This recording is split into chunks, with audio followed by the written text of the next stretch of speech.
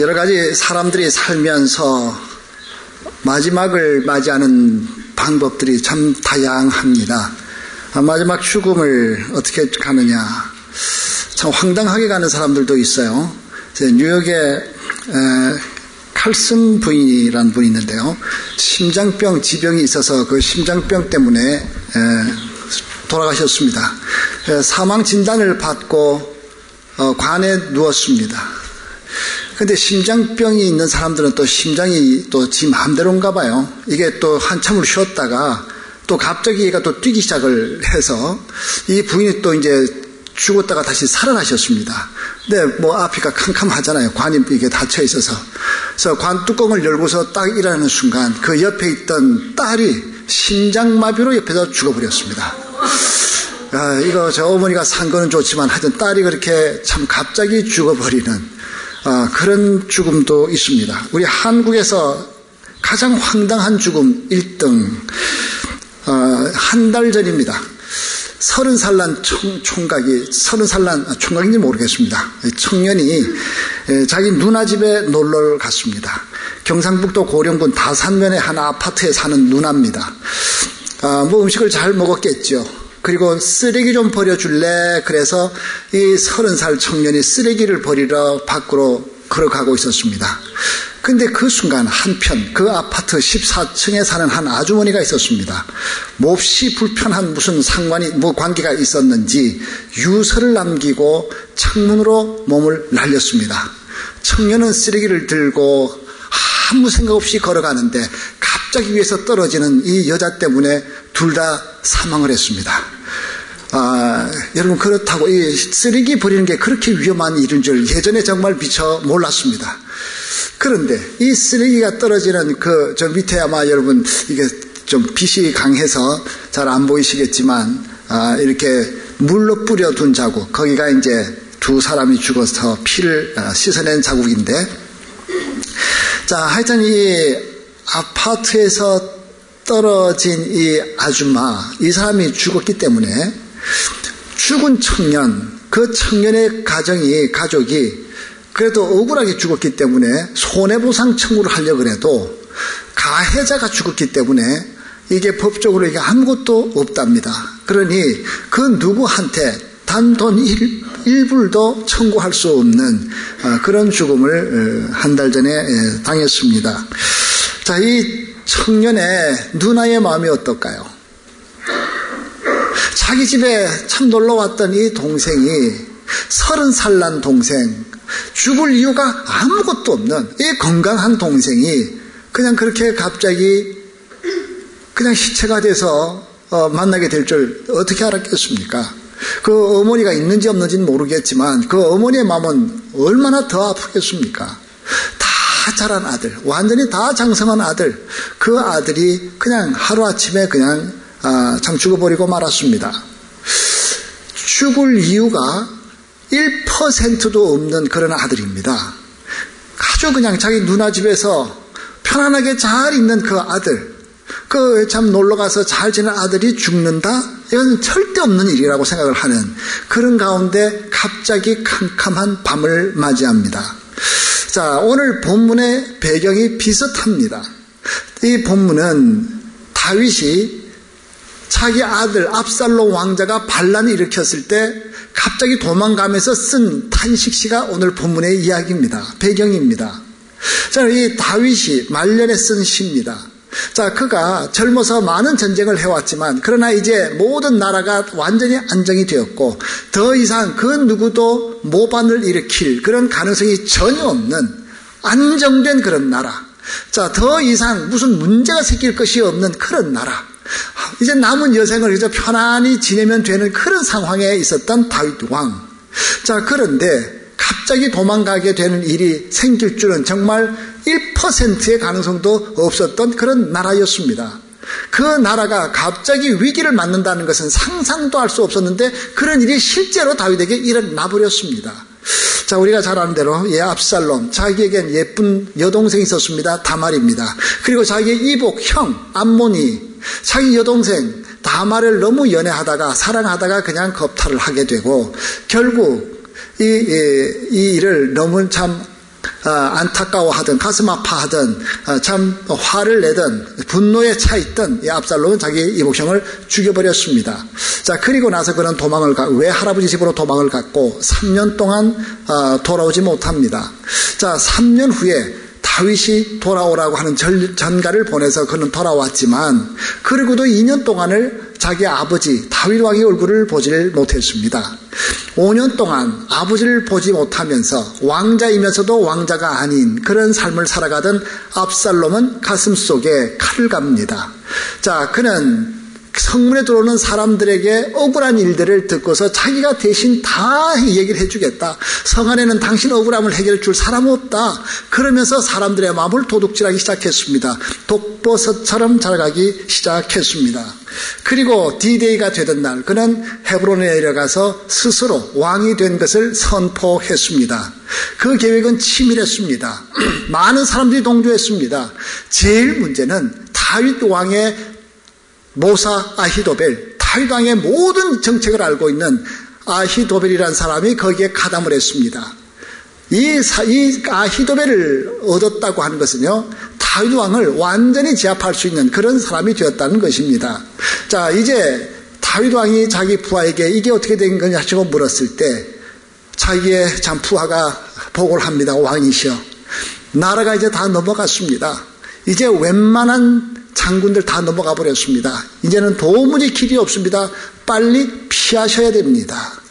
자, 다윗은 사무엘하 15장 14절에서 이렇게 말합니다. 일어나 도망하자. 그렇지 아니하면 우리 한 사람도 압살롬에게서 피하지 못하리라. 빨리 가자. 두렵건대 저가 우리를 급히 따라와서 해하고 칼로 성을 칠까 하노라. 맨발로 도망을 가는 다윗 왕. 아무 일이 없을 것이라고 편안하게 지내던 다윗 왕에게 갑자기 모든 것을 잃어버리고 맨발로 도망을 해야 하는 그런 엄청난 밤중을 맞이하게 되었습니다. 자, 오늘 이 탄식시 8절로 되어 있는 이 탄식시인데, 그런데 이 시가 그렇게 비참해 보이지 않고요, 아주 담담하고 어떻게 보면 아주 자신의 차 있는 모습으로 지금 여기 나타나고 있습니다. 자, 아주 평안해 보입니다. 왜 이렇게 평안함을 가질 수 있었을까요? 자, 세 가지를 찾아봅니다. 자, 첫 번째는요, 과거를 돌아보는 다윗입니다. 과거에 어떤 것을 봅니까? 자기를 보호하고 돌보시던 하나님을 바라보면서 기도하는 다윗의 모습입니다. 자, 1절입니다. 내 의의 하나님이여, 내가 부를 때에 응답하소서. 곤란 중에 나를 너그럽게 하셨사오니 내게 은혜를 베푸사 나의 기도를 들으소서. 그렇게 말합니다. 자, 곤란 중에 나를 너그럽게 하셨다. 곤란, 아주 그냥 고통을 당하는 그 가운데 너그럽게 하셨다는 말은 넉넉하게, 넓게 하셨다, 이런 뜻입니다. 여러분, 지금 이 곤란을 당했는데 어느 정도 곤란하냐? 그냥 이 아주 절벽 가운데 서 있는 그런 모습입니다. 오른쪽으로 봐도 낭떠러집니다. 왼쪽을 봐도 그냥 절벽입니다. 그 가운데 지금 서 있습니다. 어느 쪽으로 운신을 해도 지금 아주 불안한 그런 아주 산 꼭대기, 절벽 꼭대기 그 벼랑 위에 있는 그런 모습입니다. 그런데 하나님께서는 곤란 중에 나를 넉넉하게 넓게 만들어 주셨다. 푸른 초장처럼 만들어 주시겠다. 절벽을 바꾸어서 초장처럼 그렇게 만들어주시는 그런 하나님이라고 그는 고백을 하고 있습니다. 곤란 중에 나를 너그럽게 넉넉하게 하셨사오니, 과거 그가 곤란 중에 있었던 중에 하나가 바로 골리앗 사건 아니겠습니까? 골리앗과의 싸움의 사건. 도무지 그가 벼랑 끝에서 그가 승리할 것이라고 믿는 사람은 한 사람도 없었을 것입니다. 그야말로 벼랑 끝입니다. 절벽 끝에서 조금만 밀면 그냥 떨어져 죽을 수밖에 없는 그런 상황입니다. 골리앗, 누가 이기겠습니까? 다윗은 거기에 상대가 되지 않는 그런 상황이었습니다.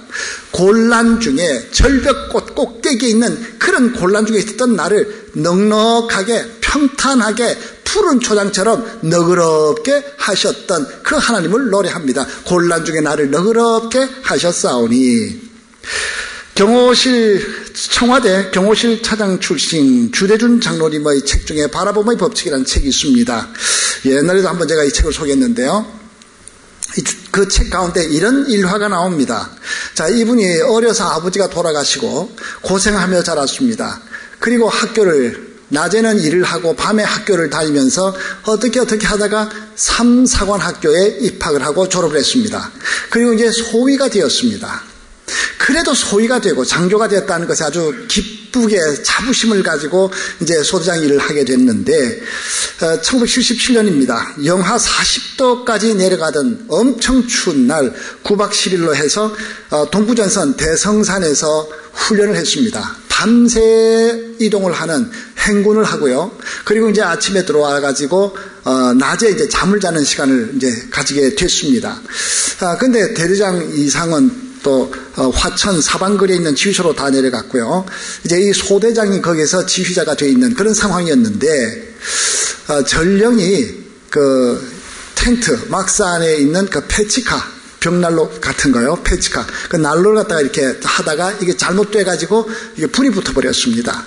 그러더니 텐트를 다 태워버렸습니다. 그 다음 옆에 있는 또 중대본부 텐트 가신데 그 텐트에도 불이 옮겨 붙어가지고 그것도 다 타버렸습니다. 이 불길 높이가 한 3m 정도 이렇게 되니까 사람 키보다 높아지니까 뭐 물 뿌린다고 이게 뭐 되겠습니까? 뭘 이게 두들긴다고 이게 되겠습니까? 바람이 막 쫙 불어대는데 그냥 계속해서 불이 붙어나가는데 도무지 방법이 없습니다. 주마등처럼 차게 과거가 지나갑니다.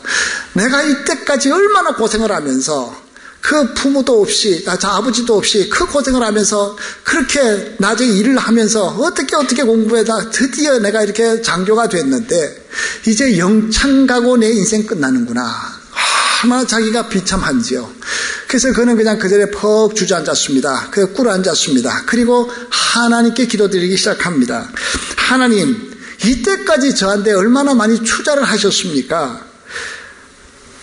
그동안 저를 얼마나 키우셨습니까? 하나님께서 저를 정말 쓰시고 싶으시다면 이 불을 꺼주십시오. 저는 하나님의 능력만을 믿습니다. 그렇게 기도를 드렸습니다.